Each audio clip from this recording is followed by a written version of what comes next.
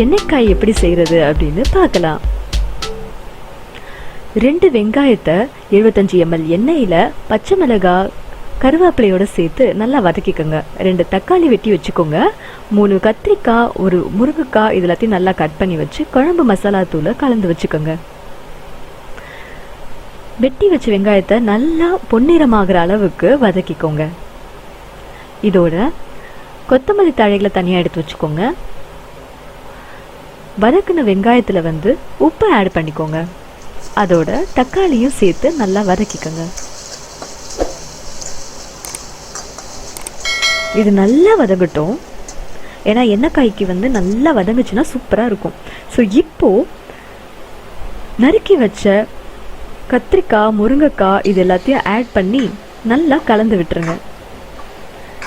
நம்ம ஆல்ரெடி அந்த கத்திரிக்காய் முருங்கைக்காயிலேயே மசாலா போட்டு நல்லா கலந்து வச்சுருப்போம்ல, அதனால அது நல்லா ஊறி இருக்கும். ஸோ இப்படி நல்லா ஃப்ரை ஆகும் போதே கொத்தமல்லி தழையை அதில் தூவி விட்டுருங்க. இப்போ இதை நல்லா மிக்ஸ் பண்ணி விட்டுருங்க. இதோட 1/2 லிட்டர் தண்ணியை ஆட் பண்ணிக்கோங்க. இல்லை உங்களுக்கு தேவையான அளவு தண்ணியும் ஆட் பண்ணிக்கோங்க.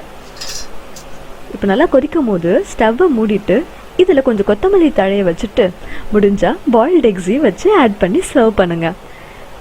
இது அம்மாவுடைய ஸ்பெஷல். ஸோ ட்ரை பண்ணி பார்த்துட்டு சொல்லுங்க எப்படி இருக்குன்ட்டு. இதை சாதத்தோடையும் சாப்பிடலாம், இல்லைன்னா உங்களுக்கு தேவையான மாதிரி ஏதாவது சப்பாத்தி செஞ்சு கூட சாப்பிடலாம். அந்த சட்டியில் அப்படியே அந்த சாப்பாடை போட்டு, சூடான சாப்பாடை போட்டு நல்லா கலந்து சாப்பிட்டா இருக்கிற டேஸ்ட்டு ட்ரை பண்ணி பார்த்துட்டு எங்களுக்கு எப்படி இருந்ததுன்றது கமெண்ட்ல சொல்லுங்க.